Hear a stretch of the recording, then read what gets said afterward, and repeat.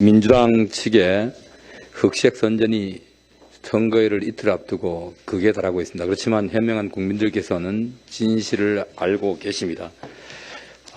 어제 언론 보도에 의해서 이재명의 비서 백종선과 은수미의 비서 이모 씨가 통화한 녹취록이 공개됐습니다. 이들은 2020년 6월 24일 날 통화를 하면서 7월 16일 있을 대법원의 판결 선고 내용을 이미 알고 있었다는 사실이 문제입니다. 대법원은 통상 선고일 일주일 내지 열흘 전에 선고기일을 통보하고 공지합니다. 그럼에도 불구하고 3주일 전에 이미 대법원의 판결 결과를 정확하게 예측을 하고 어떠한 판결이 날 것이라는 것까지 그 기일까지 공개가 됐습니다. 이것은 심각한 재판 거래 의혹이 아닐 수가 없습니다. 검찰은 당장 수사에 착수해야 할 것입니다. 6월 24일 그 당시 7월 16일 이미 대법원에 판결 선고가 정해졌는지 또한 재판부의 합의가 이루어졌는지 밝혀야 할 부분입니다. 이 녹취록은 허위 조작이 아닌 것으로 확신이 듭니다. 그 녹취록 속의 대화 내용이 객관적으로 발생한 내용들을 정확하게 지적해주고 있기 때문입니다. 그들이 통화한 대로 재판은 이루어졌습니다.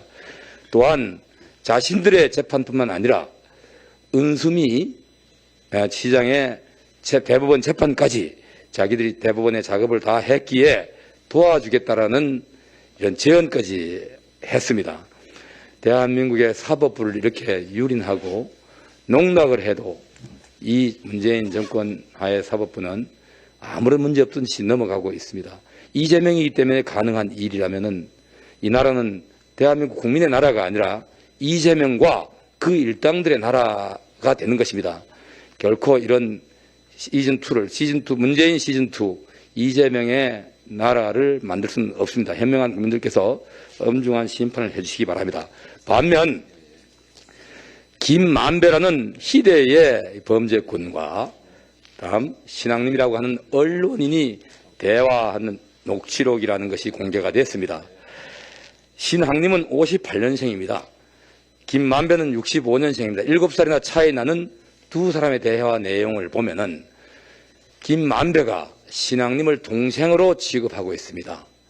이것은 김만배와 신학님의 대화가 아니든지 아니면은 신학님은 김만배의 속된 말로 말하면 똘마니 수준의 취급을 받는 언론인인지 의심하지 않을 수가 없습니다.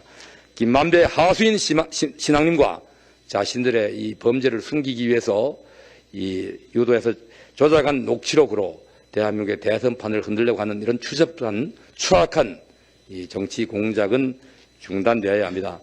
특히나 이 김만배가 말한 커피 대접받았다는 조우영은 검찰에서 이미 11월 24일 상세하게 그 부분에 대해서 조사받은 바가 있습니다.